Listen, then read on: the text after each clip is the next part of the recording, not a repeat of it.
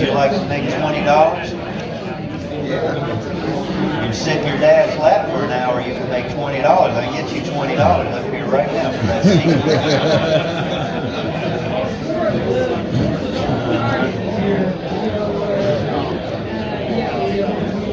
If somebody needs it, she can.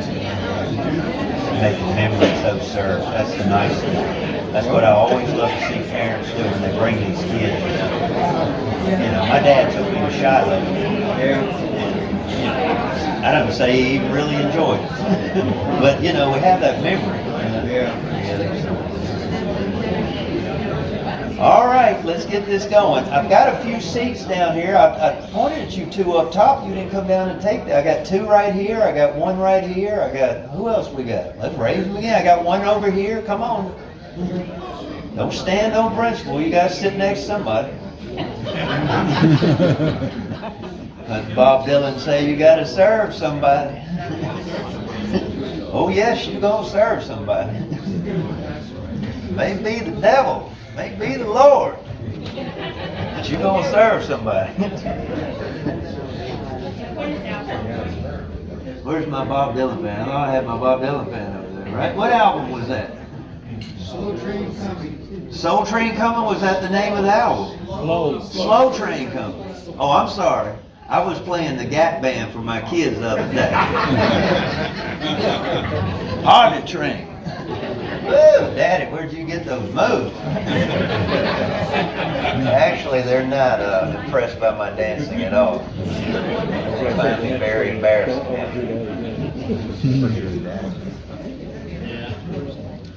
So, anyway, thank you all for coming. I'm so glad to have 2025 here. You know, nobody ever is. The older you get, the faster time goes. Yeah, tell me about it. And, you know, I'm just hurrying it up.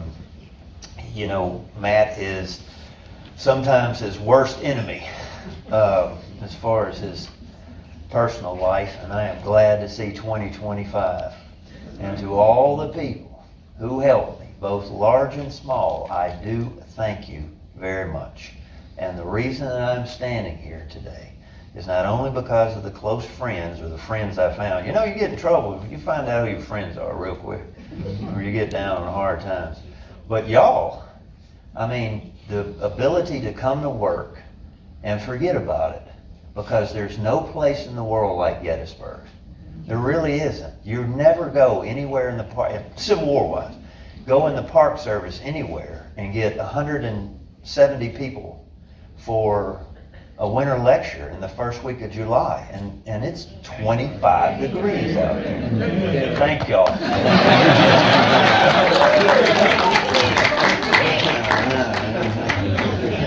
And another thing I want to tell you.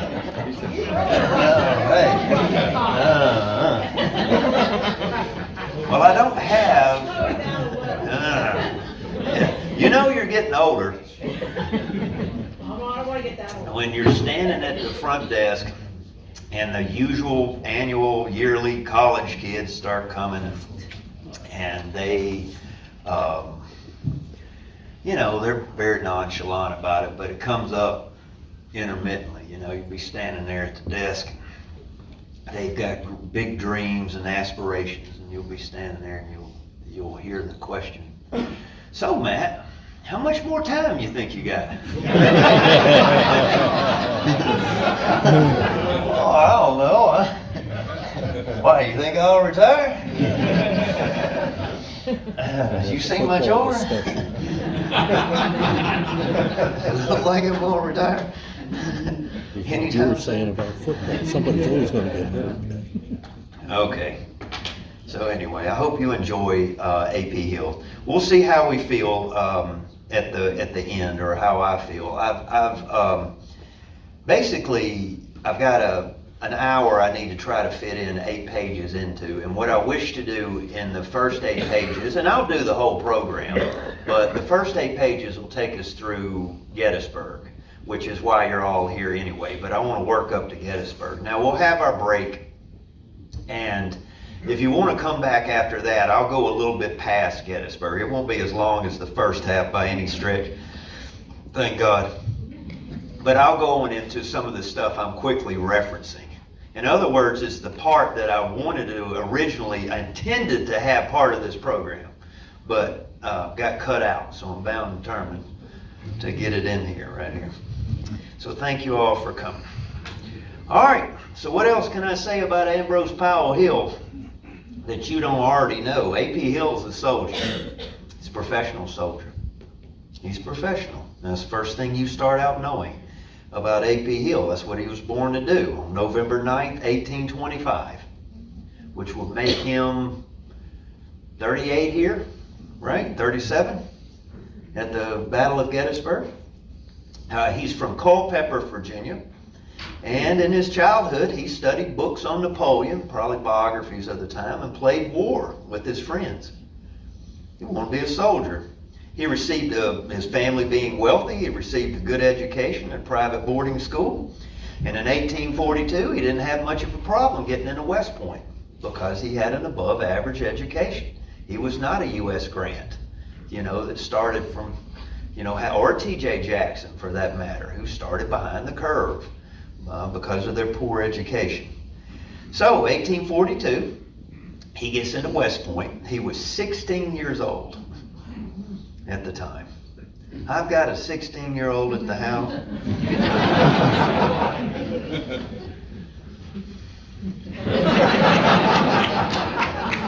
He ain't getting into West Point. He ain't getting into West Point. Now, Hill's class, or when he got into the military academy, his freshman year included George B. McClellan, who is a future Union general. T.J. Jackson was in there. Also, in January of 43, about a year in, Little Mac, as McClellan was known, stood at the top of his class while Jackson stood at the bottom. Shows you education. But Jackson finished, didn't he? That's what I always tell my kids. Don't you ever give me an excuse, right? Your daddy's from Mississippi, right? How many excuses you need?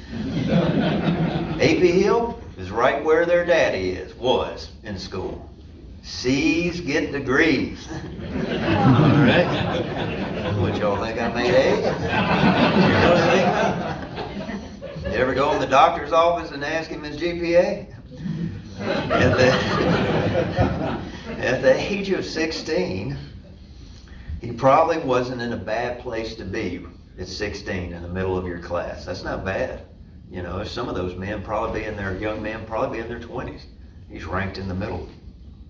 By the end of 43 and 44, Hill had risen to a respectable 23rd out of 66 cadets, and in the summer of 44, as a reward to the class, I think they usually did this the second year maybe, or third year that they were at West Point, the cadets would get their first furlough. Now, a furlough means you get vacation time. That's what Hill was looking forward to. And to get, if you know your logistics, even modern day logistics, in order to get to West Point or from West Point, from this area, you are going to be hard pressed to miss New York City. Okay? That lady in the middle smiling over, she must know where this is going right here. Well, on the way back, he passed through New York. And for an 18-year-old, the city must have contrasted quite sharply with the doldrums of West Point. Now, despite the warnings of the West Point superintendent to avoid, quote unquote, the harems of pleasure on Church and Mercer Street. Church and Mercer Street in the Soho district, if you'd like. If you'd like to know where to go nowadays, check out the New York Post. They'll be able to tell you wherever you're not supposed to be, right there. But he went down to Church and Mercer Street. Now, I looked this up before coming out here, and there was actually a guide, a gentleman's guide, made up in 1852. and it listed them all. And within one block, I don't know what was happening in the 1840s, in one block of Mercer Street, there were 12 brothels. Yeah, I don't know who's laughing over there, but I got to back up. I'll tell you what, and he's 18 years old. Right? I mean, you ladies have no appreciation. What? Ask about the picture? Yeah. I think that's the Richmond statue. It's not an 18-year-old beard, is it? No. But you know, he wasn't snapping too many pictures for his fame. I'm getting you a young picture. I only got 5 pictures, AP Hill. You gotta give me a chance. And one statue. Right there. Yeah, AP Hill.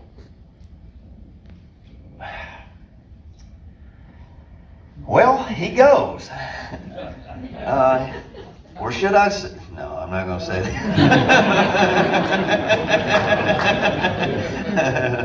Yeah, he goes, right?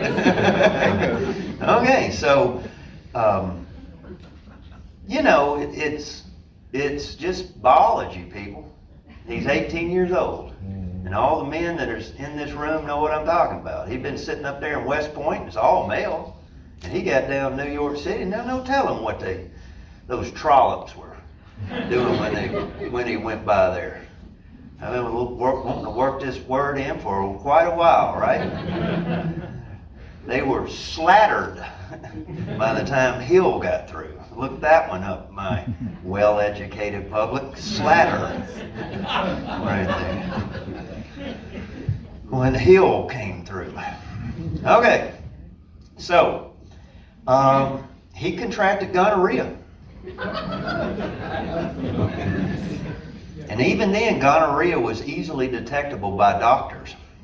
3 days to 2 weeks after contact, Hill would have experienced, quote, the urge to urinate frequently, with burning pain and with much thick pus in the urine, end of quote. Treatment consisted of I'm going to slaughter these, I always do horrible medical work. Treatment consisted of regular doses of Copaiba, C-O-P-A-I-B-A. Anybody? Copaiba. Oh no. It ain't good, whatever it is. Which one person described, quote, as a thick yellowish brown spicy smelling liquid with an ungodly taste used for everything under the sun, most especially gonorrhea. Sometimes to cure stubborn gonorrhea, doctors used silkweed root put in whiskey and rank, giving at the same time pills of rosin from the pine tree with very small pieces of blue vitriol. Is that how you say that? Vitriol? V-I-T-R-I-O-L. Vitriol? Of course, like everything else, it was useless until the advent of penicillin in the 1940s. All right, unless you're starting out in like grade school being promiscuous, we have all had penicillin all of our lives. Anyway, what this ends up doing right here, I forgot her. I didn't put her in the notes. This was in the Gentleman's Guide from 1853. I don't know who she was, but she was the queen of Mercer Street. Guaranteed. Okay, I'm just telling you any a dashing man right there. Okay, so he did not recover sufficiently until the spring of 1845, and after such a long absence, an examining board stated he had to repeat. That's what he had to do. So he repeats his third year, but nevertheless he finishes by 1847. It's not bad for going in at 1842. So it takes him, 5 years to graduate West Point. Being a middle C student like he was, he doesn't get the plumb engineering assignments. You all know this. You know where he's headed. He's headed to the infantry. Okay, that's where C students go. They get to charge earthworks right there. He was assigned to the American Army in Mexico He subsequently contracted typhoid fever, if the poor soul could get any more. But his stout heart continued to carry him through, and he recovered from this also. In 1850, found Hill stationed in Florida, and while there he contracted yellow fever. Or he had a recurrence of gonorrhea. I don't know which one. What is known is that he had to relinquish duty for several months.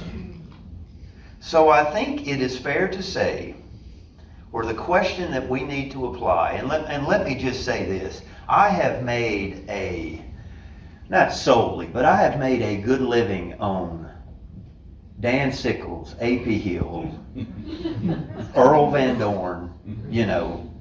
People y'all love sex and violence. You can put any I could title it Sex and Violence. I fill the whole auditorium. Right? So for your next, For the next one. Well, we're trying to keep it a family show, sir, for your daughter. But this is what I wish to say in all seriousness, though. He had typhoid. He had some type of STD. I won't say it's gonorrhea. It's the most closely resembled. I'm going to say he might have had yellow fever, may or may not have. Is it fair to say, and I am not a medical expert, that some of the symptoms that Hill has for the rest of his life may have been from these other illnesses? In other words, in much light as I have made of his indiscretions in the 1850s, when he's 18 years old, was that really what was plaguing A.P. Hill? And I don't know if I can ever say 100%, or anybody can. Bud Robertson, who did the biography on Hill, said that consulted medical experts, and it was Robertson came to the opinion that it was gonorrhea. Now, why is it important? I think that's the most important question I can ask. Why am I making such hay out of this? As the program continues, Hill's health is unavoidable. It is a big, big part of the picture, and it is unavoidable. So I feel from a historical standpoint, should he be judged from one indiscretion, should anybody be judged for one indiscretion when he's 18 years old? We've all had this argument together, Unfortunately, this is a mistake that plagues him the rest of his life. That moment right there. So, let's look at how it plagues him. This lady right here is Mary Ellen Marcy. And besides her and Winfield Scott Hancock's wife, I find them two of the most beautiful ladies in pictures from the Civil War. I just think she's a grand dame right there. Well, guess who else thought? George. All right, Ambrose Powell Hill. Yeah, McClellan thought that too. And in 1855, the often-mentioned love affair between Ellen Marcy took place. Ellen Marcy was a beauty. She was the daughter of Major Randolph Marcy, professional soldier, a graduate of West Point. Ellen was 21, blonde, blue-eyed, and sprightly. Only one problem stood between A.P. Hill, though, and Ellen. That's George McClellan. And you know what happened to George? Darndest thing. He got assigned to another station. Well, Hill moved on in. When I was in Vicksburg, the rivermen, the people who used to go out and work on the river barges, referred to the gentleman that comes by your house while you're out on the river as Jody. Well, Jody came by my house while I was gone. I had to get rid of her. That's a ubiquitous term right there, all right? Well, Hill was that guy. He moved right in on her. Now watch what happens. Before the Marcys, meaning the parents, knew how serious the two were, Ambrose and Ellen were engaged. We can do better than that. 1, 2, 3. Oh, there we go. All right. But Mrs. Marcy played her trump card. And what is her trump card? Woo, Lordy. she told Ellen about Hill's problem. As was his character, and you'll see this as the program unfolds, Hill was outraged. He wrote Major Marcy, y'all listen to this. I have been most deeply injured, but the peculiar nature and unknown source of the calumny prevents my seeking that redress which would be most pleasing and most satisfactory. I have heard from truthful lips and with delicacy that Mrs. Marcy's objections are from that certain early imprudences, parentheses, youthful indiscretions, I suppose. My health and constitution have become so impaired, so weakened, that no mother could yield her daughter to me unless to certain unhappiness. This is the substance, the ornaments may be imagined. Oh, I love that last sentence. The ornaments may be imagined. Only a gentleman would understand that paragraph right there. Okay? Well, guess what? I think I can sum up the end of this story in a picture.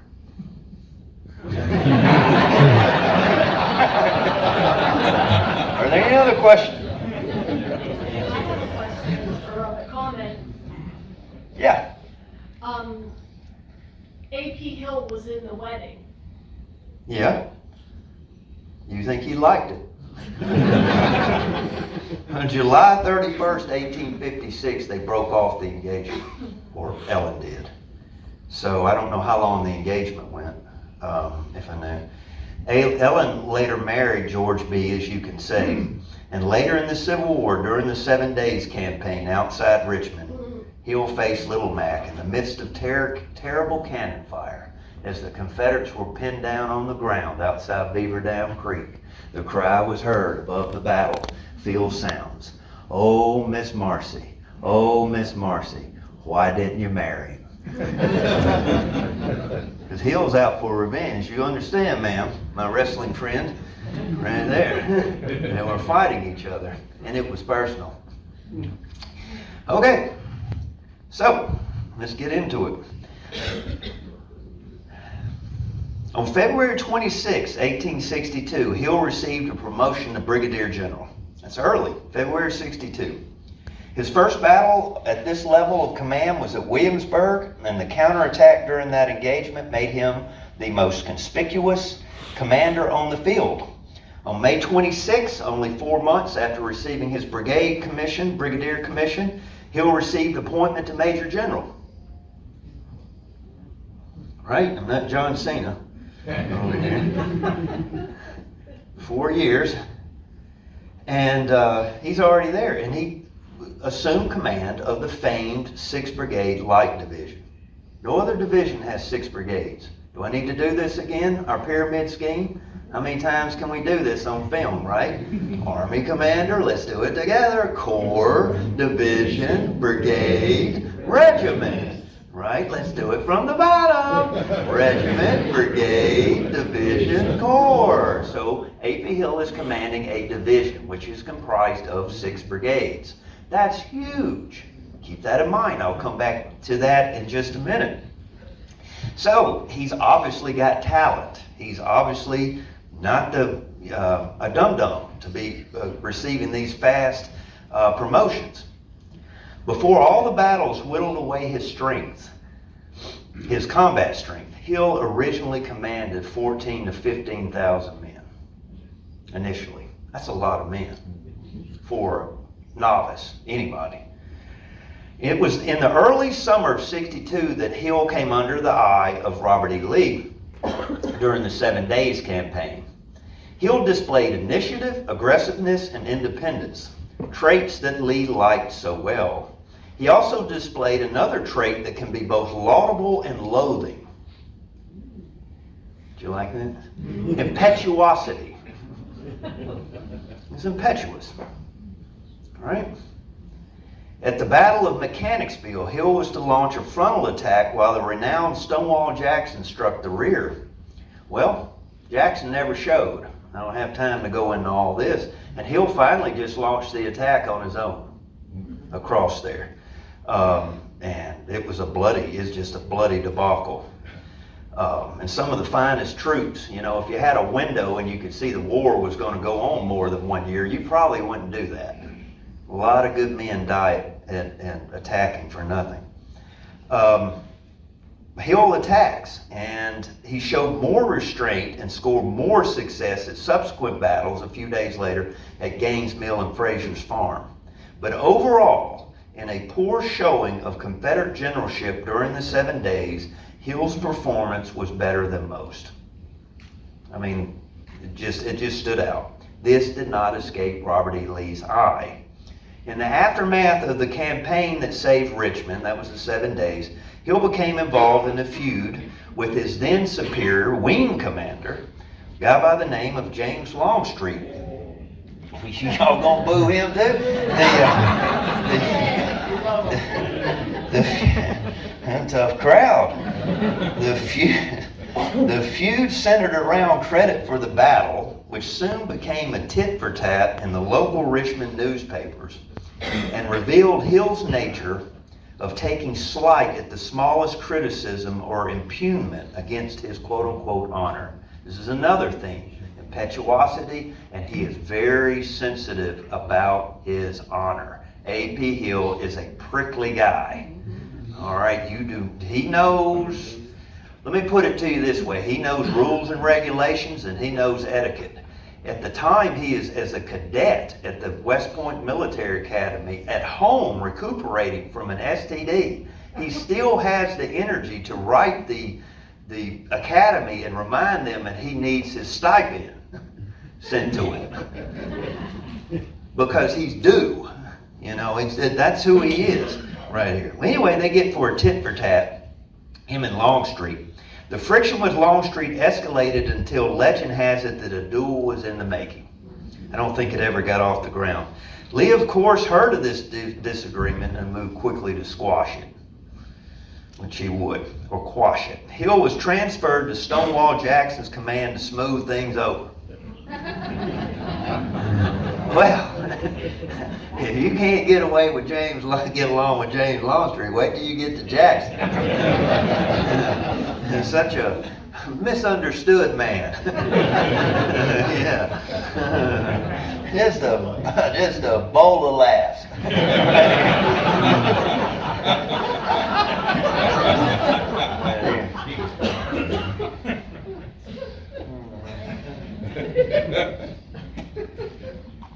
I think, just as that extra added trivia, y'all correct me if I'm wrong, is this the picture he sewed the button back on? Yep. No, it's The one at right angles? no, it's the one where it was wrinkled. Oh, well, okay. So anyway, as you know, Jackson and Hill are going to clash from the beginning. Hill was actually a very extroverted and gregarious fellow. Next to this dour Presbyterian found in Stonewall Jackson, the frozen chosen over here. Like I say, I'm Presbyterian. Very loose interpretation. He must have appeared happy indeed, but there lay the rub. Jackson could get along with his superiors, but he could not get along with his subordinates. Right? So that's going to lead to a problem. Hill, on the other hand, could get along with his subordinates, but could never get along with his superiors. You see how it's going? Yin and yang here. And these two men are prima donnas. I don't know if you say Jackson. They're just both very, very professional army. They can quote rules and regulations. The two men seem to be able to get along during combat situations, though. At the Battle of Cedar Mountain, it was Hill that saved Jackson's bacon by arriving at the nick of time. At Second Manassas, Hill showed fine abilities in conducting an offensive battle around Sudley Church, which Jackson complimented him for. At one point, when Hill requested reinforcements, Jackson responded he had none, but to hold his position. Hill did just that, and when he sent word to Jackson, His commander responded, "Tell him I knew he would do it." But by the Antietam campaign, Hill was under arrest for basically not living up to the punctilious nature of the obsessive Jackson. If you can look it up, the charges of the Hassler biography on Hill in the appendix has Jackson's charges against Hill listed in there. It's like 5 or 6 charges. And they're real ticky-tack. Didn't stop for March at 10 till the hour. Didn't begin March right at 5 o'clock in the morning. That's what Jackson wants. He wants everything on the minute and stopped on the minute. And he doesn't get it. So anyway, because of that, he's under arrest. Hill is. With battle imminent, Hill swallowed his pride and asked to be reinstated, and Jackson relented. Once in command again, Hill shook off his illness that had shown itself, and, quote, donning his coat and sword, he mounted his horse and dashed to the front of his troops, and looking like a young eagle in search of his prey, he took command of his division to the delight of his men. Douglas Southall Freeman wrote of Hill and his march of 17 miles from Harper's Ferry to Antietam, or Sharpsburg, in 5 hours. 17 miles in 5 hours. Put 30 pounds on you and go out and try it sometime. Okay, and see if you can do it. Dr. Freeman wrote, "The impetuosity that had been his vice was now his spur. Every sound of fire was his summons. Speed the march. Close up, close up. The life of the Confederacy might depend on the pace of that one division." Bruce Catton described the march this way, quote, "Hill drove his men so cruelly that he left fully half of his division panting along the roadside, but he got up those who were left in time to stave off disaster and kept the war going for 2.5 years more." By that. And the rest is history. Hill's division saves Lee's army at Sharpsburg. And this is arguably the reason I'm going into this, and with hindsight being my benefactor, this is the pinnacle of Hill's military career. I mean, this is at his finest, that march to Antietam, the Light Division and so forth. Now, as you know, in life, you're up one day and down the next. One of the tactical faults that A.P. Hill seemed to make was a lack of ability to oversee the fine details of his battle line. And I mean this on both a corps and a division level. Hill does not pay attention to detail consistently. He does not seem to be in the weeds type of guy, that would go out. At the Battle of Fredericksburg, Hill failed to cover a 600 long gap along the line at Fredericksburg. I don't know how well you can see that, but that's the bottom blue arrow. Hill felt that a low swampy area between Archer and Lane could not or would not be breached by the Federals. Hill's oversight was partly due to his genuine concern for the welfare of his men who were tired, and he didn't want to put his men into the low, wet, cold, and swampy ground. But nevertheless, the Yankees did not care about Hill's problems or his men, and that none other than George Meade, y'all ever heard of him, is going to punch it in, and Hill is going to have to fight for his life to close that gap right there. Now, at the next battle, this is in December of 62, and May of 1863, we have the final battle preceding Gettysburg, and that is Chancellorsville. Jackson rolls into that attack with 3 divisions lined up on Joe Hooker's flank, and A.P. Hill is in the back, or the last division in line. It is when Jackson is accidentally mortally wounded by his own men. It is A.P. Hill as the senior division commander that is summoned to the front. And despite the disagreement and the court-martials and the back and forth between these two men, I should have said this earlier, reportedly, legend has it, that the dispute between Hill and Jackson got so bad that Lee came to Jackson's headquarters At Bunker Hill, present-day West Virginia. And he called the two men into Jackson's tent and they closed the flaps. It was about an hour. Now legend has it that reportedly Robert E. Lee, while he was seated at the table, looked at the two men and he said to them, "The man that is most aggrieved should be the first to apologize."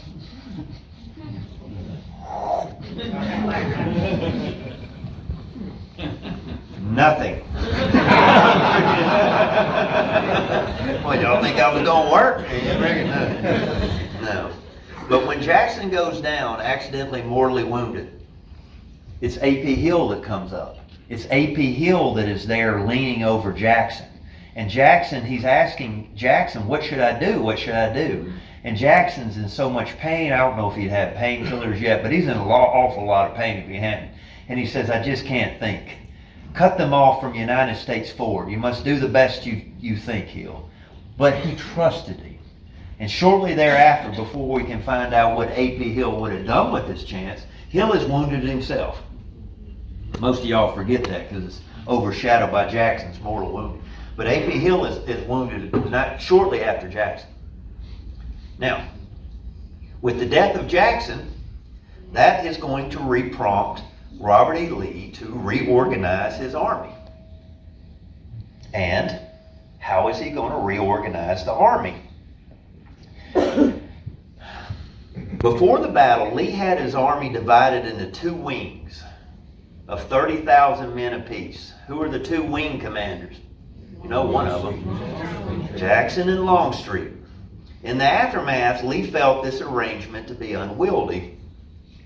Writing President Davis on May 20th, he says, quote, "I have for the past year felt the cores of the army." See, I got that S in on that, buddy, see? The cores of the army were too large for one commander. The loss of Jackson from command of one half the army seems to me a good opportunity to remedy this evil. In this event, I also submit to you whether it would not be well to promote Ewell and A.P. Hill. Did you see what Lee did with Jefferson Davis there? No other commander does that. You know who you're talking to, right? I tell my children that all the time. You know? Do I look like a friend to you?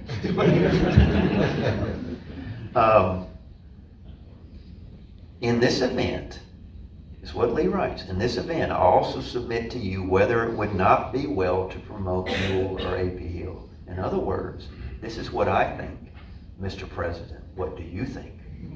And what did he do? Davis backed him because he didn't dictate to somebody like Jefferson Davis.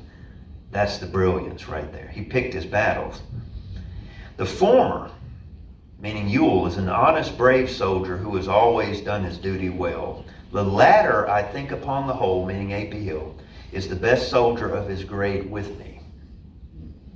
And that is Robert E. Lee's endorsement of A.P. Hill's promotion.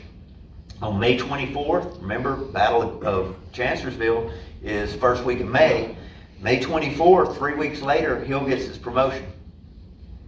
There was little said within the Army about the promotions of Hill and Ewell. In the post-war years, Longstreet thoughtfully pointed out that both D.H. Hill and Lafayette McLaws were both senior to A.P. Hill. You will have to study that in your own mind. That's a what if D.H. Hill and Lafayette McLaws would have been better. But Longstreet went on to tactfully state that D.H. Hill, quote, was the superior. When I say tactfully, I meant that facetiously. Was the superior of General A.P. Hill in rank, skill, judgment, and distinguished services. Longstreet attributed McLaws and D.H. Hill being passed over to the Virginia factor. What does that mean? All right, you know, what does that mean? Right? Everybody ever. What did John Adams write? Thomas Jefferson. Every Virginia goose thinks it's a swan. Thank you. Thank you very much. Yeah. How many Virginians does it take to change a light bulb?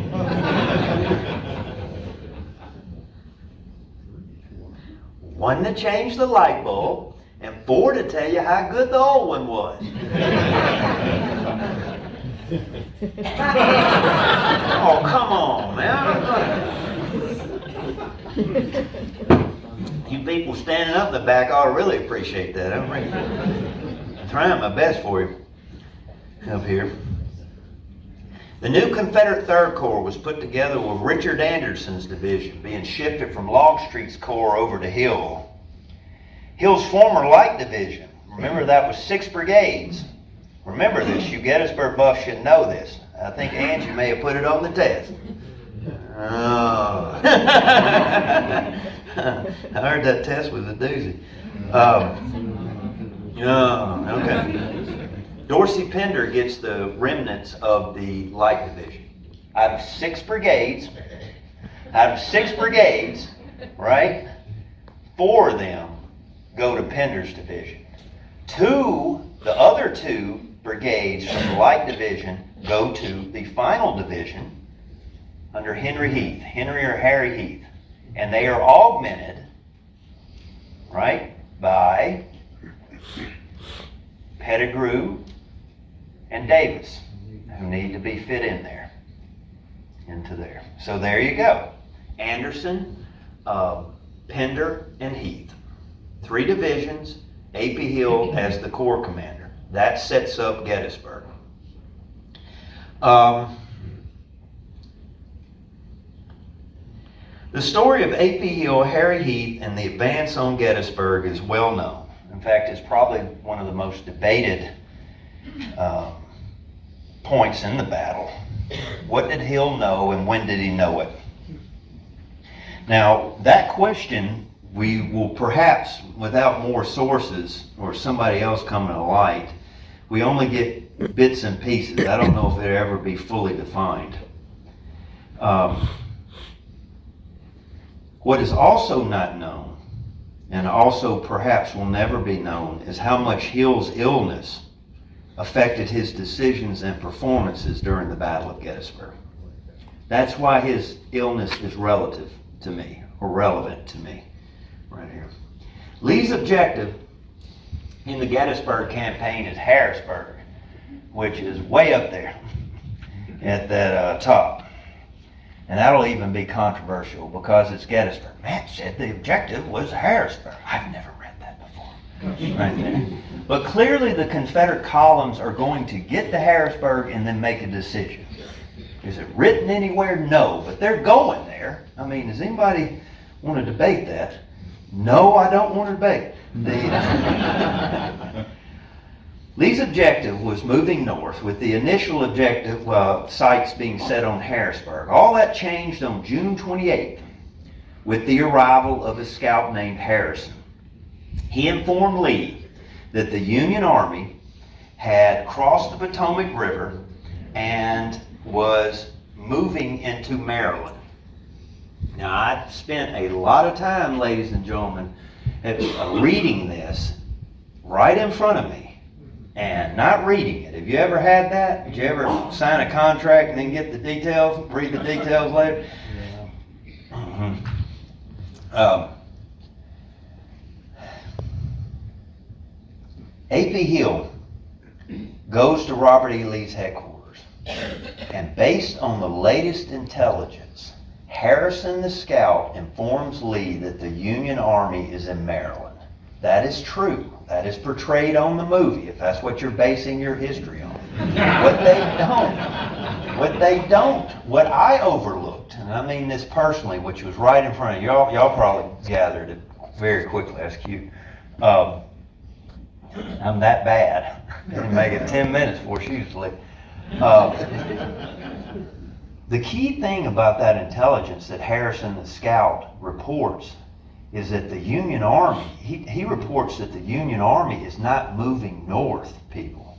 He reports that the Union Army is moving west from Frederick. In other words, they're taking the National Road what is that, I-40? 40, that's I-40, you know, and I think they're parallel to each other. It used to be US. US what? US 40. US 40, okay. So, based on that intelligence, Robert E. Lee thinks that from Frederick, Maryland, the Union Army is moving toward Sharpsburg and Williamsport and toward Hagerstown. Robert E. Lee doesn't want the Union Army on the west side of the mountains. He wants them on the east side. To put it another way, Robert E. Lee wants the Union Army on the Gettysburg side of the mountains, not the obverse side of the mountains. You can see it when you walk out of the building. He wants them over here. How do you get the Union Army to come at you? You concentrate your army, and once that intelligence, it's hard to hide 70,000 men. Once that intelligence starts boomeranging around the region right there, that Union Army should come after you. Because the Achilles tendon of the Union Army is here. They will cover Washington. They will. You know that. I mean, that's not, I don't even think going out on a limb to say that. So what is Lee doing? He's the matador. Can't say that word much anymore. But he's the matador, and he wants that bull to come at him. Well, as we all know, this sets up A.P. Hill on July 1st. The Union Army is not going west. The Union Army is going north. You can see it in the arrows. They're headed toward Gettysburg. That's how they collide. But if you want to understand A.P. Hill's mindset on the eve of Gettysburg, he is, and you'll see it in the quote here, his perception is that the Union Army, it could only be the vanguard of it. The Union Army is nowhere near Gettysburg, Pennsylvania. Okay? So let's see how this unfolds. Okay. Now, A.P. Hill led the advance from the west with the division of Henry Heath in the vanguard. On the night of June 29th, Heath's men encamped at Cashtown, which was 9 miles to the west of Gettysburg. I should well know where that is.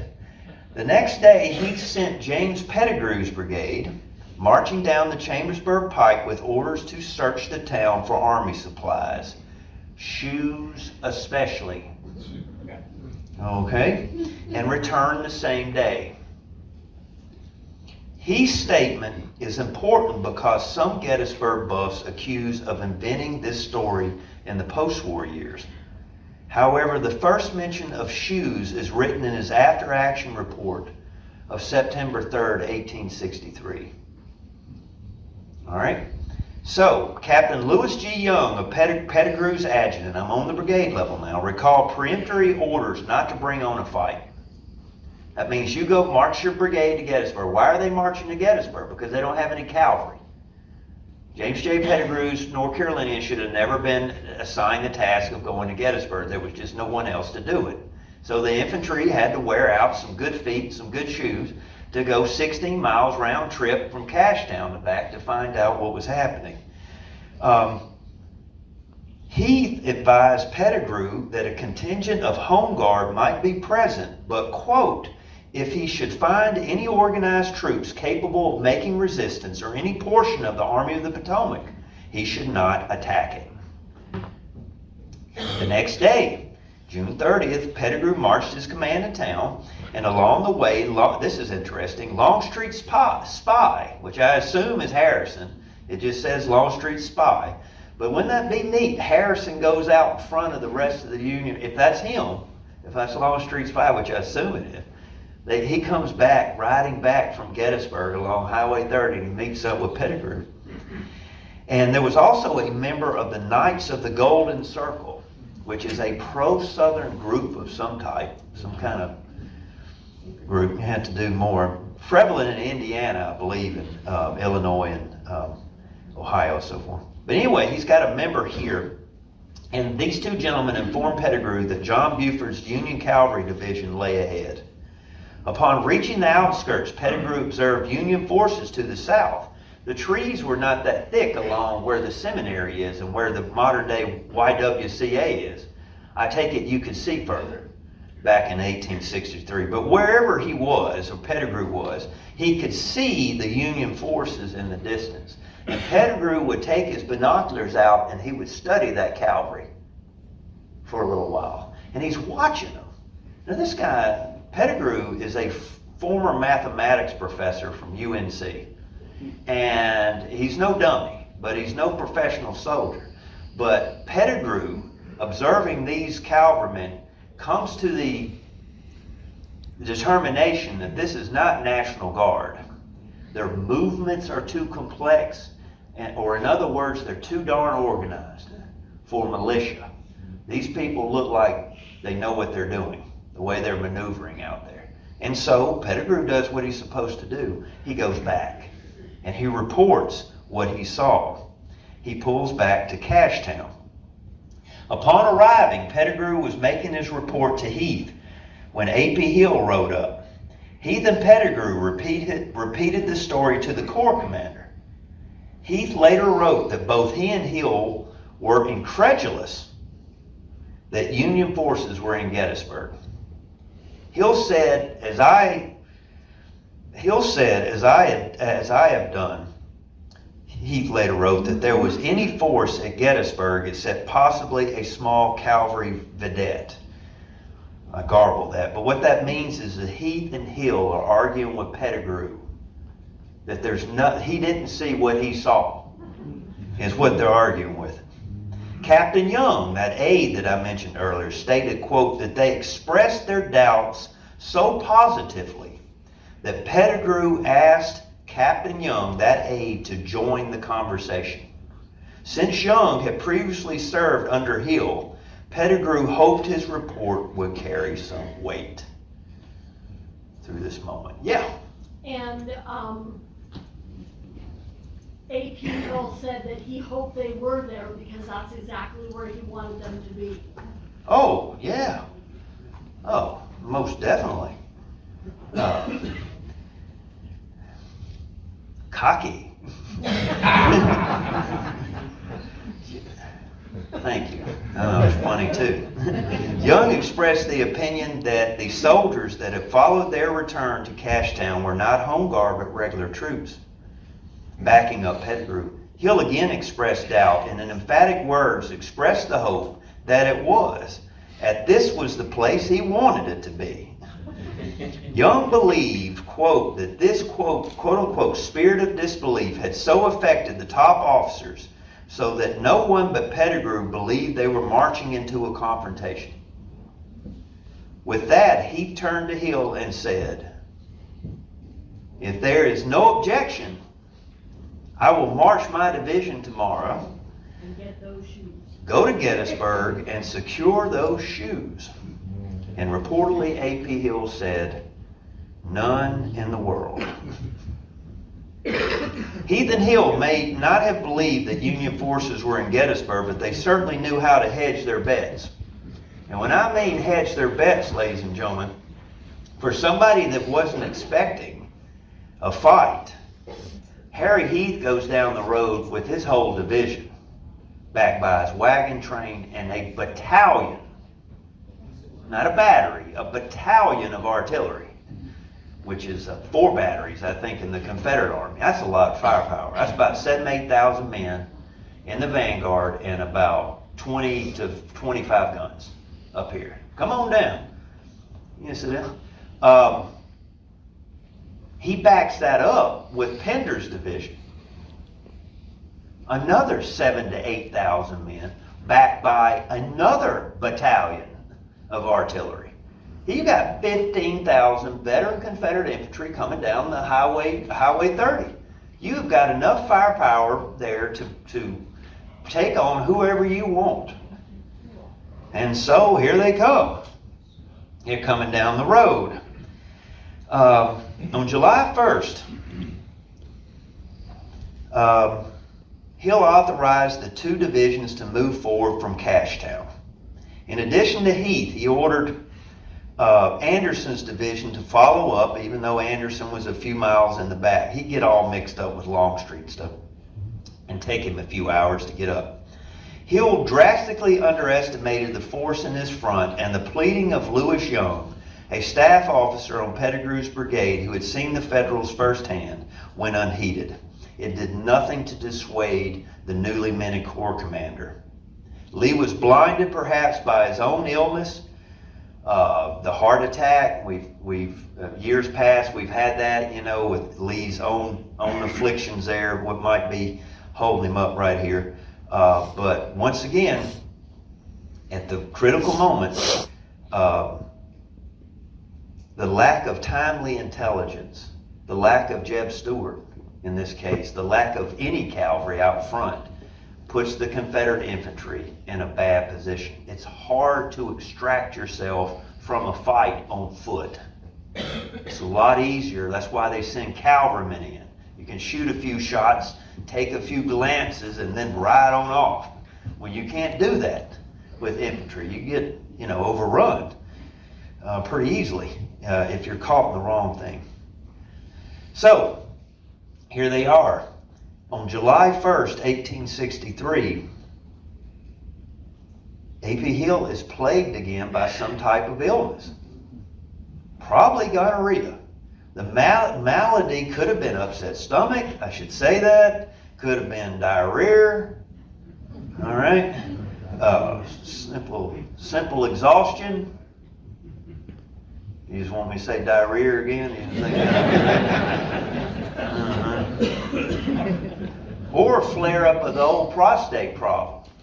I took a school group out and they wrote their comment cards. The kids wrote their comment cards too. The only thing they learned from my medical show was diarrhea. They spelled it. One spelled it D-I-R-E-A-R.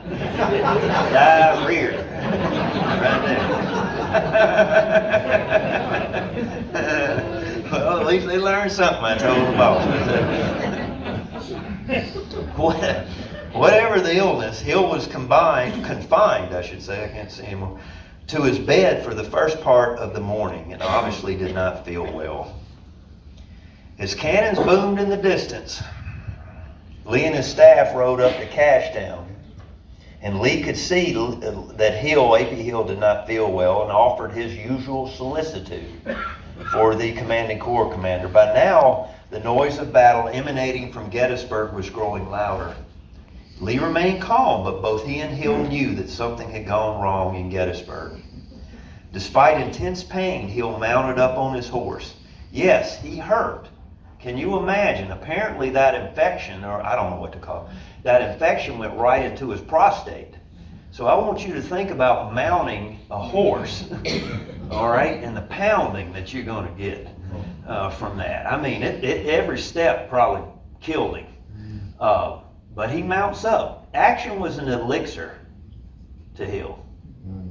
He seemed to be able to set it aside. He wanted to be there, even when he was sick. The will is there. That's what I want. If I can make one thing, he is sick, but the will is there. He wants to be there, but he can't for whatever reason. He's too debilitated. But let's take another aside right here. Can you imagine being A.P. Hill and the commanding general rides up and Bob says,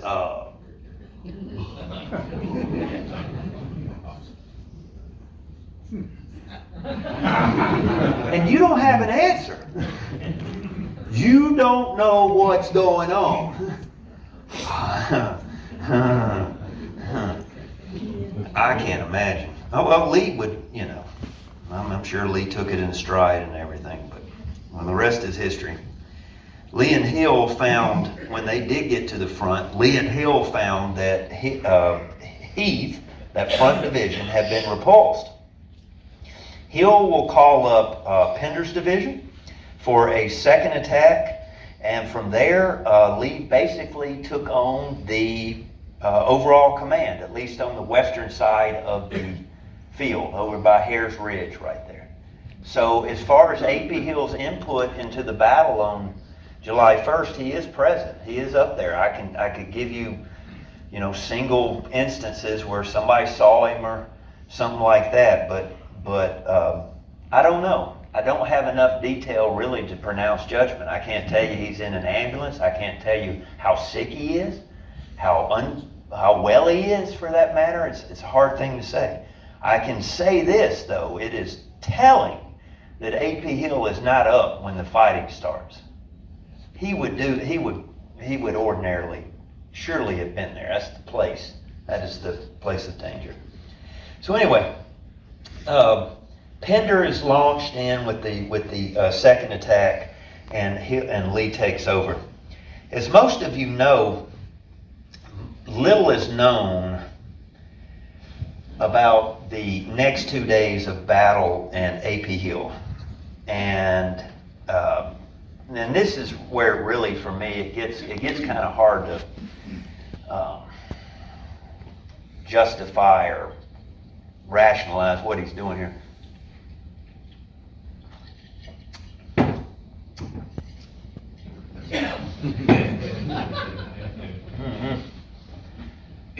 This is Anderson's division. Let's go back for a quick rehash right here. There are 3 divisions in Hill's Corps. Corps, Division, Brigade, Regiment. The 3 divisions, Anderson, Pender, and Heath. Anderson's division is supposed to attack on July 2nd. As we all know, the Confederate attack is rolling from the bottom of the map to the top of the map. It is rolling, in other words, from the south to the north on the battlefield. Now, as each unit goes in, it trips the next unit in line. And then, subsequently, you know, if I go forward, then the one next to it should go forward, and then the one next to it is called an echelon attack.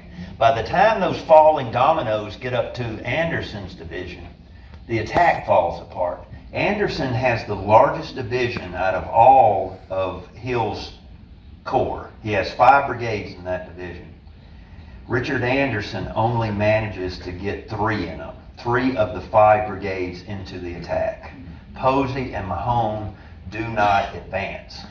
I'll leave it to y'all to search out the details. But what we're focused on is where in the heck is A.P. Hill during this whole time.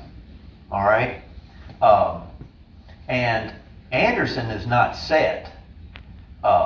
We've got some command and control problems down here. Anderson is having problems with one of his brigade commanders, a guy by the name of Billy Mahone. Prickly little man himself, you know. About 5'2", you know. Big sombrero, look like ZZ Top.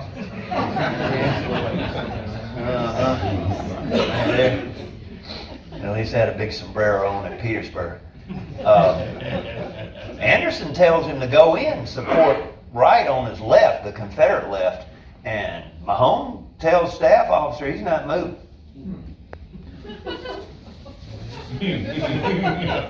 Well, you know, I don't know what the politics were there, but he tells Anderson's staff officer that he has orders from General Anderson to remain in reserve. And the staff officer says, I'm from General Anderson. And he says, move forward. Mahone won't do it. That's where Anderson or A.P. Hill should be there. You go down there and you straighten that out. And let's tell something even more telling. When the attack continues off this map, you never see a map with this on here because it never happened. The next division in line for Hill's command is Dorsey Pender's. Pender gets ready to continue those falling dominoes, right? And as soon as he rides out and he gets by his 2 oak trees, or 1 oak tree now, on West Confederate Avenue, he gets hit. And reportedly the fuse plug, the thing you screw into the shell, that zinc fuse plug, embedded itself in his thigh, right there. Okay? I mean, a hunk of zinc in your leg. I mean, that hurt.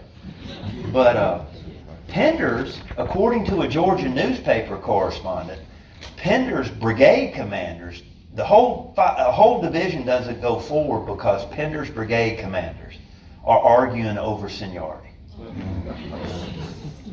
You Americans look like, you United States citizens act like that's a bad thing going on. What are y'all moaning about?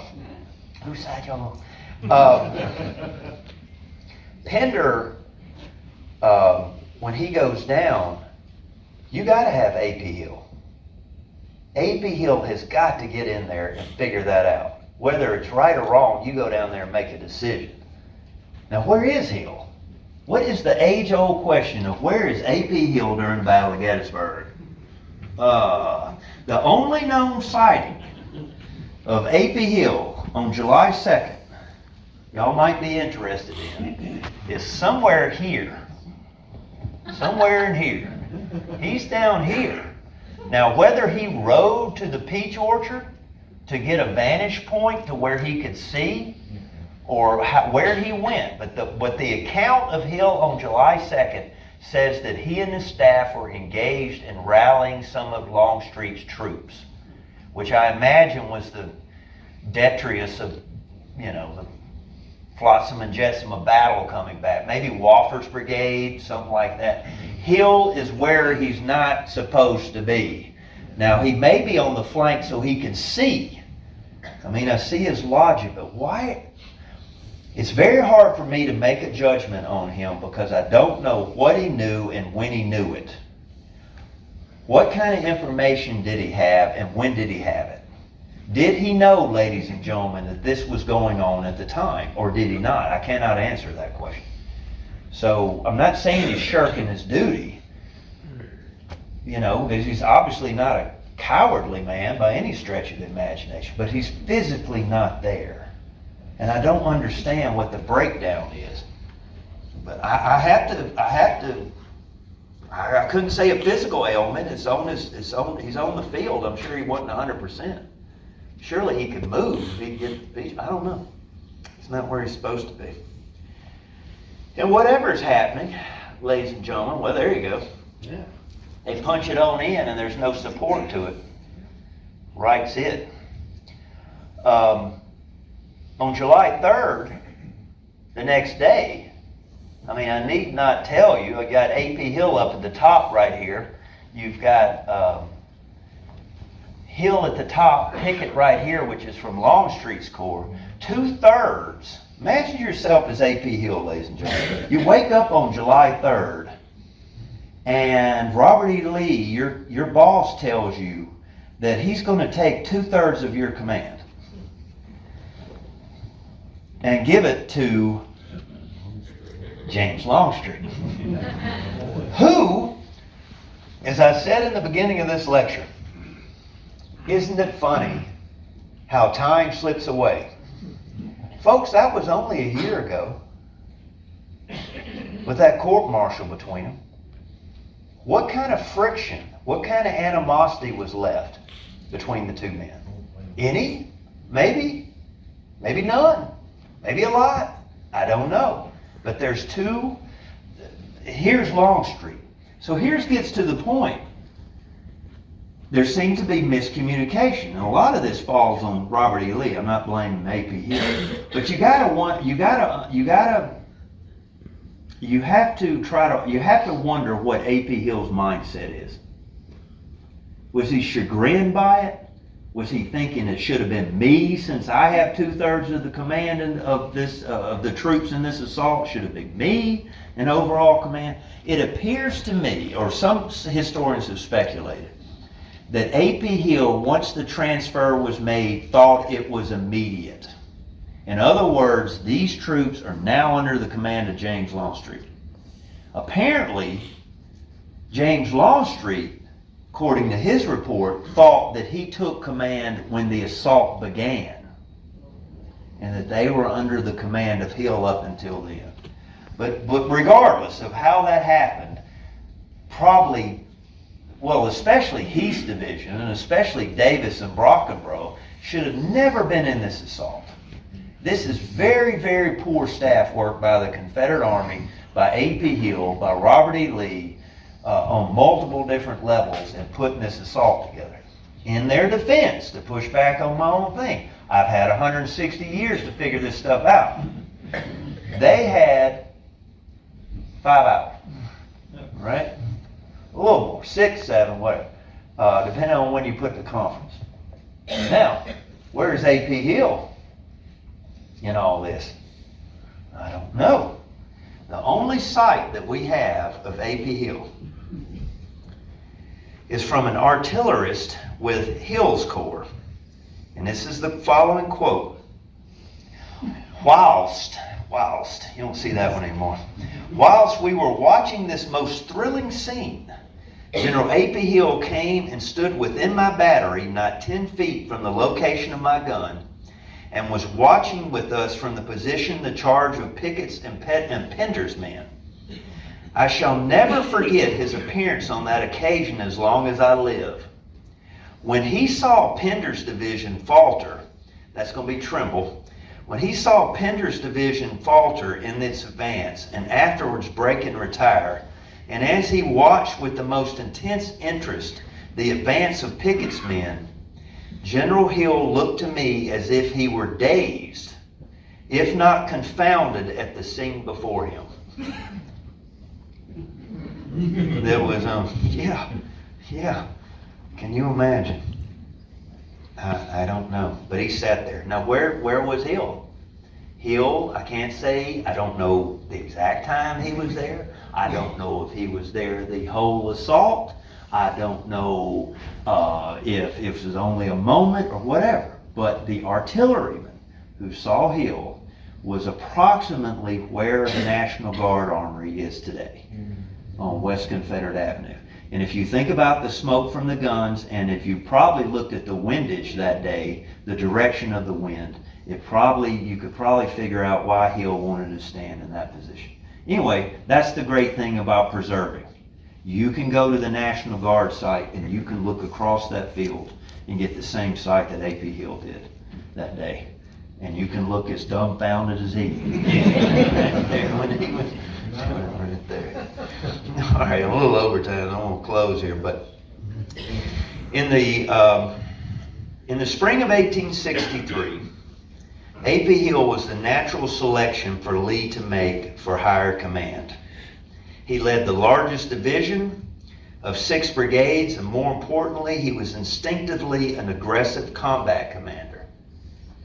Now, hear me out. The word aggressive and impulsive are very close in meaning. All right? But this, in war, this can be a good trait and a bad one. During the siege of Petersburg, he was, in my opinion, at his finest as a corps commander.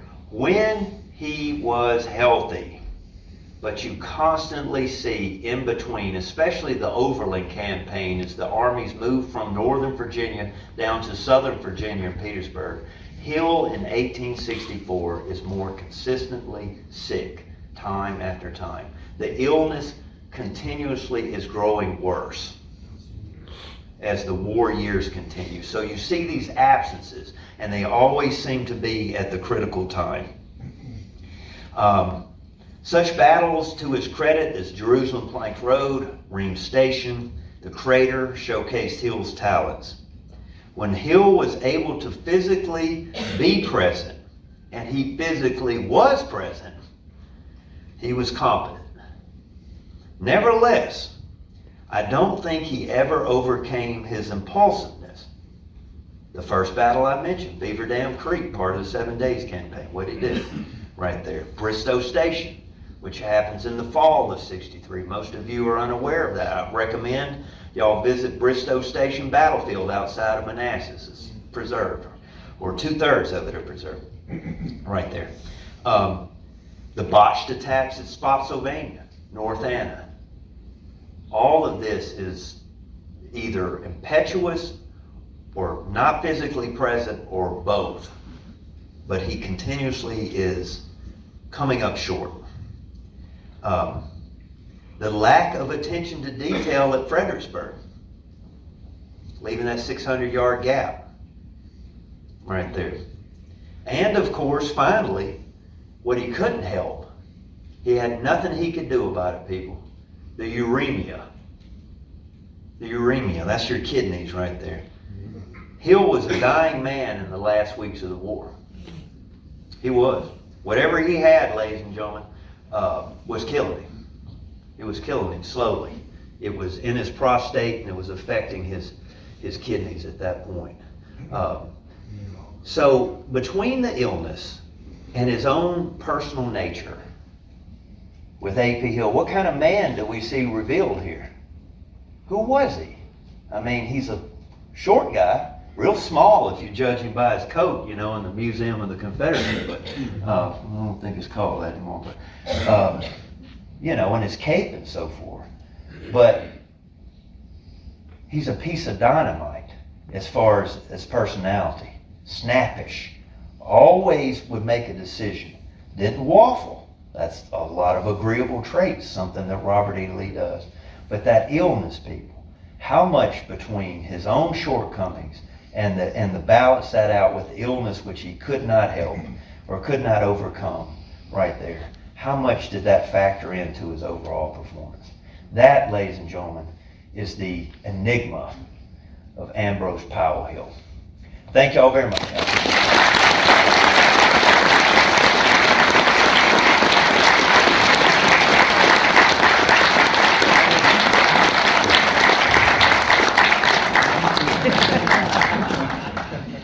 Okay, so why don't we do our usual thing? Why don't y'all take like 10 minutes? For those of you who want to leave, thank you very much for coming. For those of you who want to sit down, there'll be some seats available in just a minute. Let's take a 10-15 minute break. Y'all can go get the bathroom, and I'll come back and I'll give you a brief second half, and I'll show you some of the stuff he does in 64. And we'll talk a little bit more about his uremia.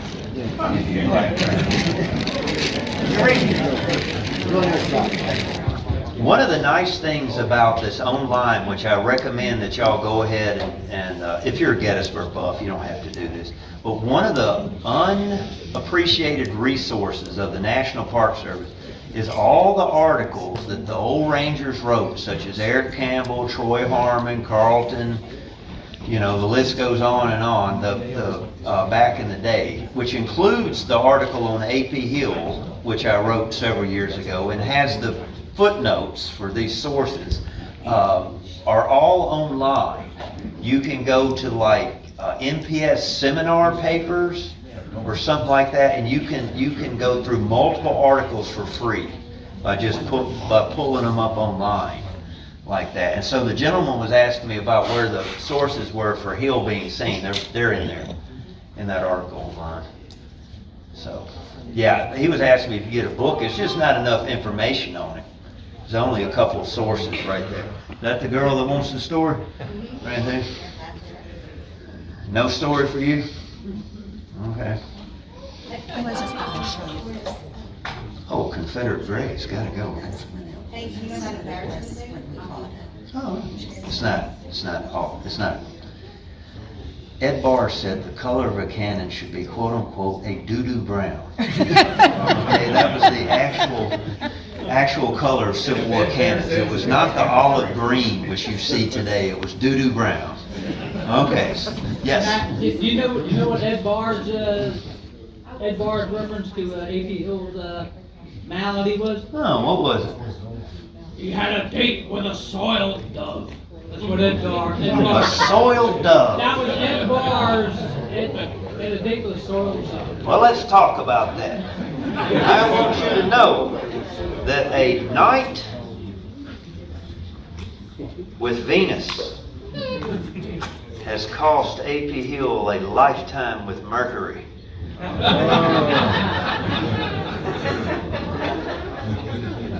I'd yawn at that joke too. All right, for the rest of the war, Hill's health continued to decline. Some of this is going to be redundant, but I have a few more slides and a story at the end. This was the original conclusion before I got limited. In May of 1864, Hill's daughter was baptized. So despite whatever issues he was having in the Growin area, that's Growin, whatever problems he was having there, he fathered 2 children, and his wife was pregnant with the third in 1865. So I don't know if y'all matters to y'all, but Lee stood in May of 64 before the campaign. Lee stood in as godfather. How'd you like to have Robert E. Lee as godfather? By then, everyone present, and this included most of the big dogs of the Confederate High Command, could see that Hill was not well. I mean, it was just visible. You know, he some days he could command, some days, but he seems to be constantly sick. It's just a matter of degree of how sick he is. In truth, the who's the one that just showed me that? Did you show? There you go. Right there, all right? I got my own slide. Right over here. Prostatitis that had occasionally plagued Hill for almost 20 years was becoming more severe.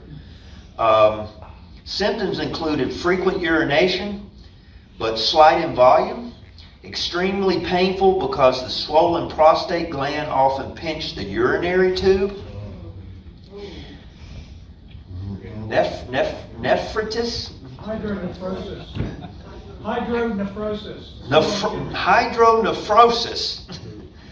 was beginning to impair the kidneys. The prostate condition had also produced urethral strictures, which themselves lead to infection and further discomfort. Fever and chills could accompany the urinary discomfort, and at some points it was very painful and almost impossible to ride a horse.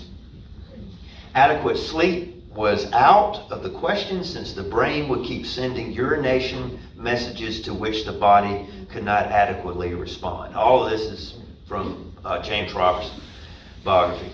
Such a condition would trigger fatigue and at times depression. In chronic cases, the disease also produces a form of arthritis for that. Now, for those of the faint of heart, you do not probably wish to look. Okay? But as soon as I say that, you're going to look. Okay? Now, if Hill received treatment, all right? Yeah. Woo! I tell you what, I've thought about the logistics of this procedure. That's like, Yes. 20th Maine had, double glass Yeah. syringes in his. Yeah. Well, this didn't stay permanently. This was to put it in, not take it out.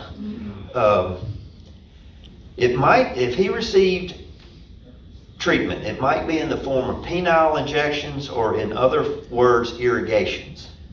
In other words, the urinary tract blocks up, and they would put a solution, which I'll tell you in just a second, and they would take that and force it through the urinary tract back into the, yeah. Woo. Some of the compounds used, y'all ready for this? Were chlorate of potash. I used to sell that at the fertilizer store. Chloride of zinc, silver nitrate, mercury, or lead. That explains a lot. Additional therapies included rest, cathartics, refrigerants, and bland diets.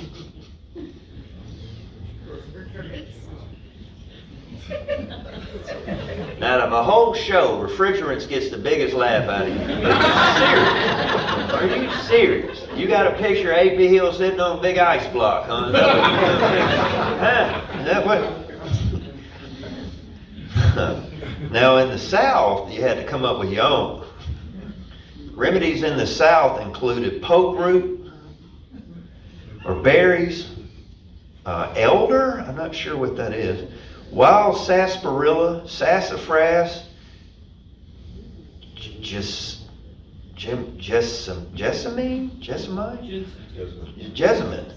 and prickly ash, whatever that is. One Southern surgeon discovered, quote, silkweed root put in whiskey and drank, giving at the same time peels of pine rosin was very effective. All right. What does this nephrosis, what does this nephrosis have to do with Hill's command structure? I already mentioned these in passing, but here's more detail. At the Battle of Bristoe Station, Hill rushes Heath's division in before they are ready to attack. And the result is clearly stated by the map. They are repulsed. For some reason, Hill does not see the Union soldiers behind the railroad bed. If you go down to Bristoe, it'll make better sense to you. But he launches his attack. What is the theme of the program? It's impetuous. And he gets all these men slaughtered over there. And Robert E. Lee comes riding up, and he wants to know,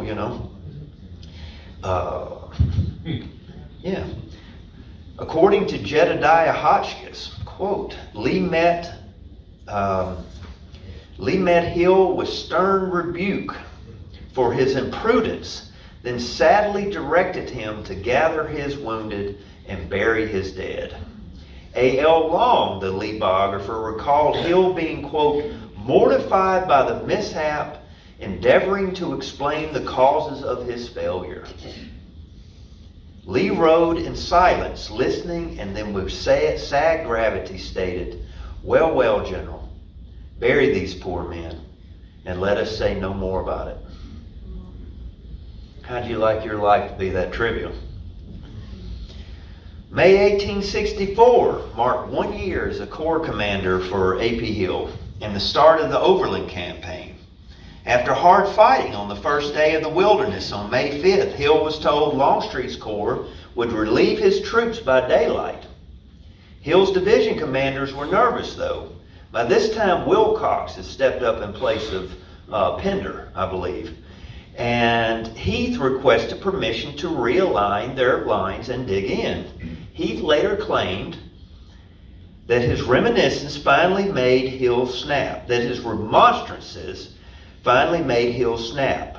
Quote, damn it, Heath, I don't want to hear any more about it. The men shall not be disturbed. And of course, glad Carlton's not here, Longstreet was late. And so, if you look at the blue arrows, it will explain everything you need to know. About 5 o'clock in the morning at May 6th of 1864, Hill's line is rolled up. This is going to cause, when Lee comes on the field at the Widow Tap House, somebody say this word for me right here. Pogue. Pogue, is that how you say it? Robert E. Lee is in the yard of the Widow Tap House. You know where I'm going with this, Al. You should have your next blog on this right here. All these men are flying past Lee. I mean, thousands of men are running past him because the Confederate line's disintegrating. And McGowan, General McGowan, commanding the South Carolina Brigade. Y'all remember them from the seminary out there, don't you? He's commanding the South Carolina Brigade. And Lee turns to him. He loses one of the few times that Lee loses his composure. And he says, my God, General McGowan, why is this splendid brigade of yours flying like a flock of geese? McGowan says something like, no, General, these are men just looking for a place to reform. And then Lee turns around and he rides back to the road, the Orange Plank Road, and he sees some men there coming in the line. He doesn't recognize them. And as he rides up to them, he says, who are you, my boys? And the soldiers sing out, the Texas Brigade, sir. And then Lee, of course, is the Texans. There's only one Texas Brigade. And when the Texas Brigade that arrives, that announces the arrival of James Longstreet. With Longstreet on the field and the Texas Brigade going forward, Robert E. Lee gets in front. What does this have to do with A.P. Hill? Very loose. But I never have another chance to fit in Lee to the rear. Now, after the program's over, me and Al are going to have a picture taken under this porch there you go. Just for solemnize the occasion right here, just by God. And what did Lee say? Texans Texans always move 'em. move 'em, cried Lee in the wilderness. And the soldiers, this is not most accurate painting, but it sure is exciting. The Texans grabbed his horse. One of the sergeants grabbed his horse and pulled him back. Go back, General Lee, go back. We'll drive him, General Lee. We'll do it. To the rear. Lee to the rear. Go back. Lee to the rear. So anyway, A.P. Hill gets routed. Now, whose fault is that? Take a minute. Is that Lee's fault or Hill's fault? I don't know. You know, so, here's one for you, though. The big takeaway, Lee would later say privately about the May 5th, about this rout of Hill's Corps. He said this in the post-war years. Robert E. Lee would later say privately after the war that Hill's men, quote, received a blow that injured their morale. And, quote, I always felt afraid when going to attack after that because of what he saw on the morning of May 6th. It made him hesitant to utilize the 3rd Corps in offensive actions after here. So, that is a big takeaway from that. According to Hill's chief of staff, Hill was active on May 6th and 7th, but had to relinquish command on May 8th. That would be the march to Spotsylvania. Jubal Early took command, by the way, of Hill's Corps. Through the Spotsylvania campaign, Hill valiantly tried to stay in touch by riding in an ambulance close to the fighting. He wasn't lazy. He wasn't a coward. He's just sick. On May 18th, this is 10 days later, on May 18th, he resumed command, but Hill's temper quickly got him into trouble with the old man. Once again, that team. When Ambrose Wright led a botched attack at Myers Hill, not at Myers Hill, A.P. Hill threatened to court-martial him. Quote, this is Robert E. Lee, quote, these men are not an army, Lee responded. They are citizens defending their country. I have to make the best of what I have and lose much time in making dispositions. What does this mean? What is he saying to A.P. Hill? You are not making dispositions properly.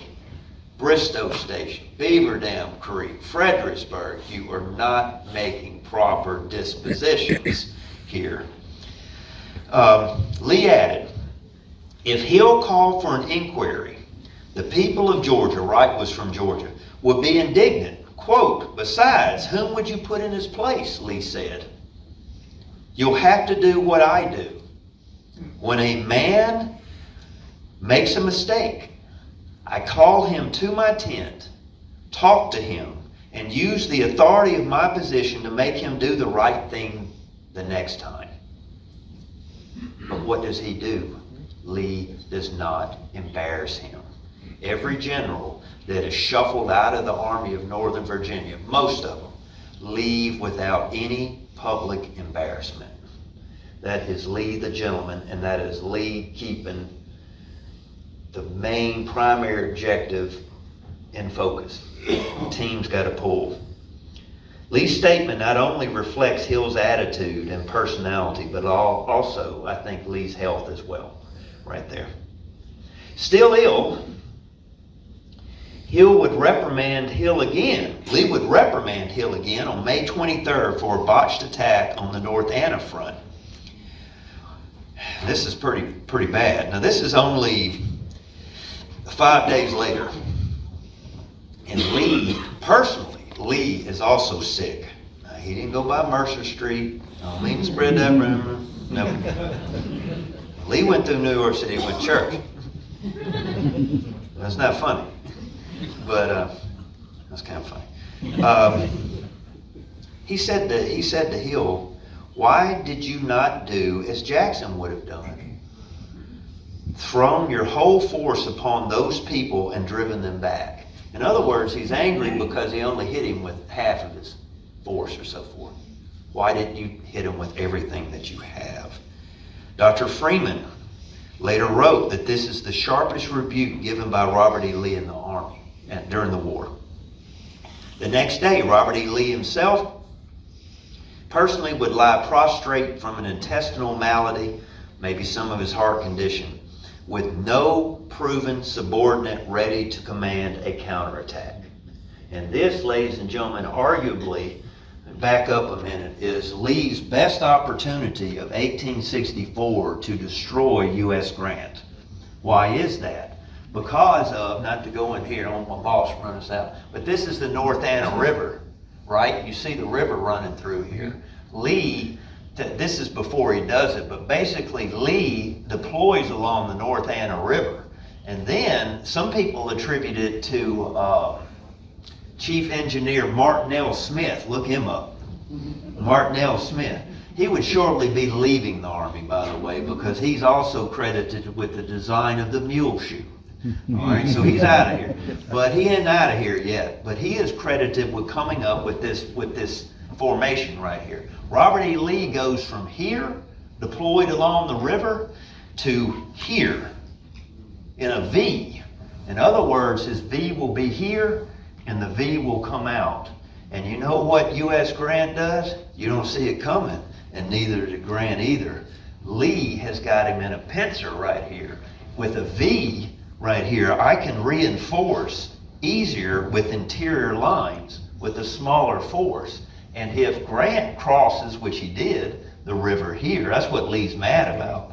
He will be separated by a river from the rest of his force, and if Grant's force crosses over here, he would have to recross the river twice to reinforce. You cannot do that very easily in the 19th century. And Lee had him. And on May 23rd, Lee cannot get out of the bed. And A.P. Hill is too sick to command. By this time, Ewell is broken down. He has had to bid, I wouldn't say he's relieved of command, he's had to take a leave of absence. I think it's mental issues, fatigue, loss of his limb, new bride, and then Longstreet has been wounded on May 6th. So you've got brand new corps commanders, you've got Juba Early, on the fly, we're on a campaign here. You got Juba Early and Richard Anderson stepping up for Hill and Ewell and Longstreet. So, Lee is trying to juggle as best he can. Yeah. It's just poor tactical decision after the other. I don't know, I say poor, ladies and gentlemen, is it poor decisions or just unlucky? I don't know. I don't know if it's both. I don't know. I'm such an enigma. All right. Let me close with this. One last story. I'll let y'all go. Maybe a couple. But what about that little girl wanted a story up there? I gotta give you a story when you get up. I have a question now. Yeah, go ahead. Did Hill keep a diary, a personal one? Oh, ma'am, you couldn't. If he did, he couldn't publish that. I mean, this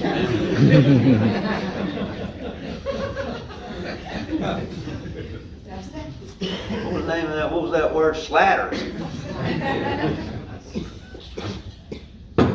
Slattered. No, he did not. A.P. Hill, the problem with a lot of the Confederate papers, especially from late war period, is the fire at Richmond. And I'm not saying that should have consumed his papers, but ma'am, I'll give you one example. Robert E. Lee wanted to write a book after the war, and he couldn't readily write the book because some Union cavalry had jumped a Confederate wagon train somewhere on the retreat to Appomattox, and to keep it out of enemy hands, they lit the wagon on fire. So all of Lee's war papers went up in smoke. So he was trying to pull it back together after the war, but he got to run in that college, he ran out of gas. Very good question though. Yeah, go ahead. How did A.P. Hill die? Well, that's gonna be my last story. You know that, why are you asking me that? I'll shoot his thumb off, give me 1 second. What else we got? I have a question. Yeah. So, since you mentioned that My bald head's a lot of reflection. gunnery is treated with lead and mercury, which we know now affects cognitive ability. So if this man had been treated with these concoctions since 18, could that not have also affected his decision making? It would have. I just don't know. It's hard to answer that question on the sense that I don't know how often he's being treated. Was it something that was consistent from 1846, 47, or was it something that just riled its head back up, 10 years, 20 years later? What it seems to me is it would ebb and flow. Like it would come and go. Most STDs, according to medical people that I've talked to, most STDs will go away by themselves if you can hang on long enough. All right? But this one did not. For whatever it was a tough little rascal. And it never left. So it embeds himself and it starts his infections, which he just never overcomes, when it's happening. Right there. What else? Oh, yeah. I'm curious, what about his wife afterwards? I always felt bad. I mean, I know he had to pass that thing right along. Did she ever come up with a diary or anything, or how she was affected by his little... Somebody smarter than me would have to tell me if that was contagious or not after 20 years. Obviously, Mr. and Mrs. Marcy felt that it was contagious. And as we all know, it is contagious. I mean, you can get that, but how long is it contagious would be the question. A lot of shrimp boat people get it. Not funny, What you got? Who else? Let's talk about his wife a minute. So A.P. Hill, in closing, A.P. Hill is, that's a cool picture. A.P. Hill's dying by the last week of the war in April of 1865. He is dying. In March of 65, he had taken a leave again. He comes back, I believe, on March 28th, somewhere around in there, but he's tentative. He goes out on April 1st. There's a heavy Union artillery bombardment going on right after the Battle of Five Forks. Grant has all the artillery cannons booming. And the Confederate lines by the spring of 1865 have been stretched to the maximum. I mean, some places that are not readily threatened, there's a man every 10 feet of the trench line. And so Hill is up early all day on April 1st trying to reconnoiter his lines and so forth, and he goes back. Now this was something that top dog generals could do, not ordinary privates, but generals during the wintertime would keep their wives close to them. General Grant comes to mind. He would summon Julia when the weather was colder. And A.P. Hill had his wife in Petersburg at the Turnbull house. No, that's Robert E. Lee. Forget what that other estate is. But he's right down the road from Robert E. Lee. He mounts up on the morning of April 2nd. This is very early in the morning. He rides out and to see what his lines are about. He briefly stops by Lee's headquarters. While he is there, Longstreet arrives. And I mean personally arrives. What does that mean? Now, you got to know your Civil War history to know this. But Lee is evacuating Petersburg on April 2nd. And Longstreet's command has held the defenses literally around the city of Richmond. The siege of Petersburg stretches from Richmond, 30 miles south, all the way to Petersburg and beyond. It's a huge siege, sort of siege. But Longstreet's command has gotten on the railroad cars and come to Petersburg, and the army is uniting to march out. Hill turns to Longstreet, and they have a brief conversation about where Longstreet should deploy. And then Lee and Hill and Longstreet confer about how the army is going to evacuate Petersburg. At that point, Hill, with 2 staff officers, basically couriers, are going to ride off in search of his lines. He can hear the gunfire off in the distance, but he has no idea what has happened. As he rides along, he's riding along the countryside, and he's going through these hills and dales and so forth. And when he'll pop out of a hill in the early morning mist and the fog and everything coming up, he'll look over a hill into the next hollow, and he'll see soldiers. And at one of these places that they look in, and Staff Officer Sergeant Tucker turns to him and says, "Those are Federals or Union Yankees," or whatever he called them right there. And you know, it's time to turn around. The Yankees have broken through the line. What it means, they're in your rear right now. Not A.P. Hill. He says, "We'll ride around them." So he backtracks, goes in a wider arc around them, trying to get, in other words, if I'm the Union Army and you're the Confederates, I have broken through, and there are Confederates on this side, and there are Confederates on this side. And Hill is trying to get around that Federal breakthrough to get to this side, so he can figure out, so he can get command of his troops. As he's riding along through there, toward a group of woods, Hill by now has dispatched one of the couriers, and everything's confusion. Union units have split apart. There are men just roaming about in the fog, just by the, you know, one here, dozen there, etc. You're running into all kind of riffraff. There are two Union soldiers standing in the woods, and A.P. Hill and Tucker appear out of the fog, and Tucker says to Hill, "Let me take him." And Tucker draws his pistol and rides forward shouting, "Surrender now, you're surrounded." Or "Surrender now, you'll be annihilated." And there's two Union soldiers standing against a tree. One is down like this, and the other one is standing over the top of them. And they both have their rifles leveled, one at Tucker, one at Hill. Well, when Tucker starts calling out, he looks beside him and he sees A.P. Hill is now riding along with him. And A.P. Hill now has his pistol out. And as he's riding forward, ladies and gentlemen, he starts shouting too, "Surrender now, or be destroyed," something like that. And the Union soldiers standing there, one of them starts to lower the rifle, the one that has a bead on Tucker. But the other one says something like, "I don't believe, this doesn't look like it to me." And he pulls the trigger. Now, when Hill is riding along, you know, you have the reins in your hands. The bullet is so well fired, or lucky, or the direction is so true, I should say, that Hill is holding his right hand, and don't ask me how this happens, but the bullet came in and severed his right thumb, took off his right thumb and his gauntlet, and went directly into his heart. Now, Hill falls off the horse, and however this happens, the horse is moving.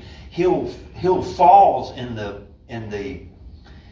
transition to the ground. Hill somehow rolls over, and so when he hits the ground, he's actually on his face. And the last thing that Tucker sees is his prostrate chief laying there, and you know, there's more and more Yankees coming up. And Tucker was under orders before this, I should have said this, that if anything happened to him, ride back and tell General Lee.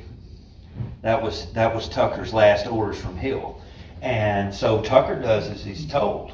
Maybe chickens out, maybe he doesn't. I don't know if I'd stay around either. But he doesn't stay to see about Hill. I don't know if he could see a hole in his back. Maybe he knew. Maybe, I don't know.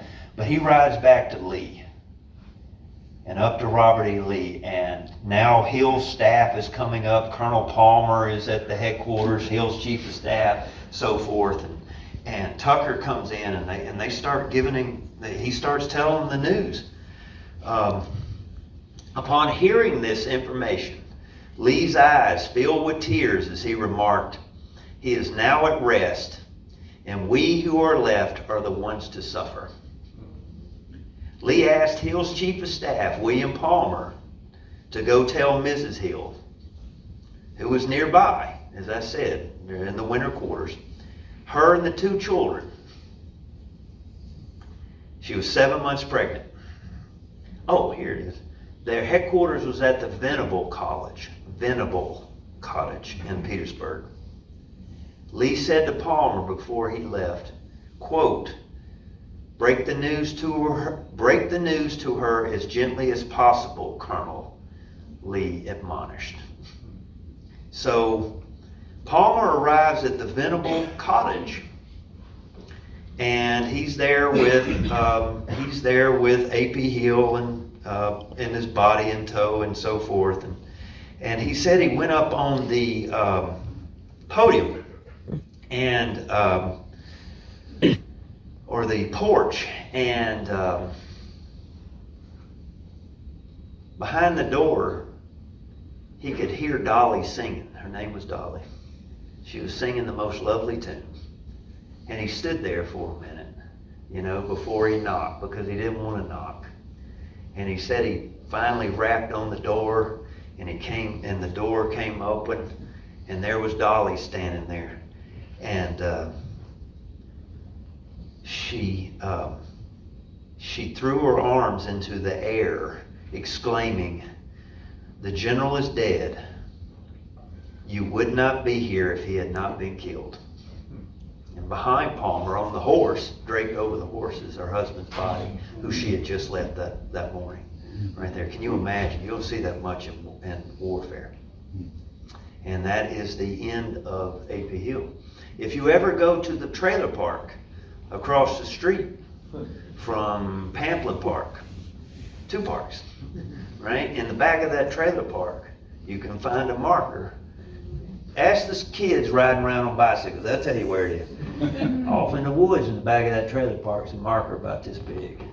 The death site of A.P. Hill.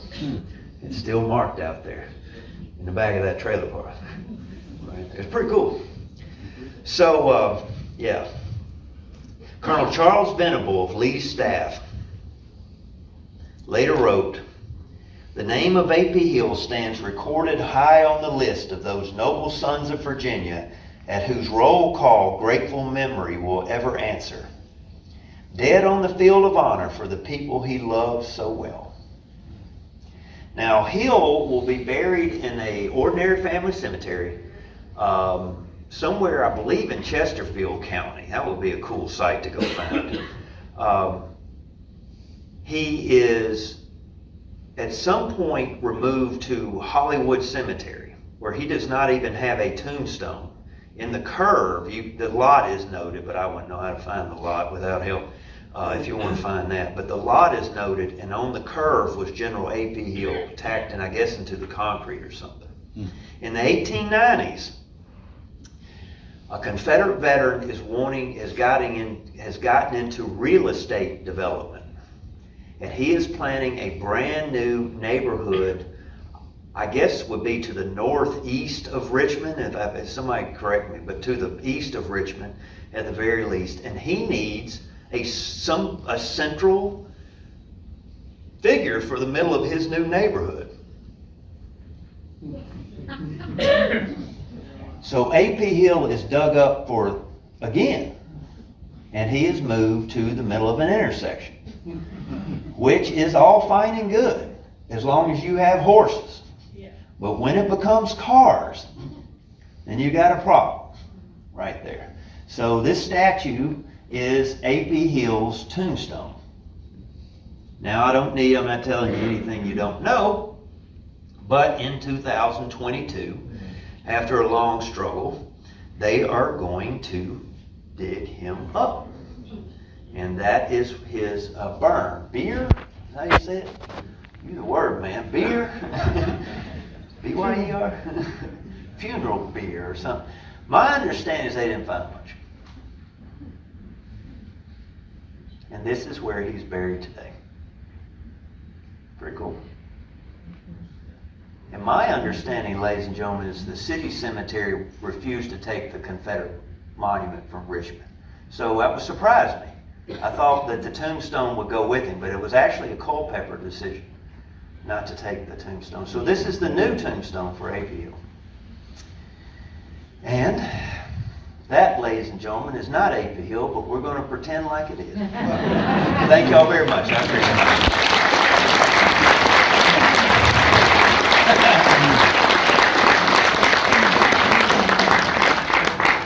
All right, ladies and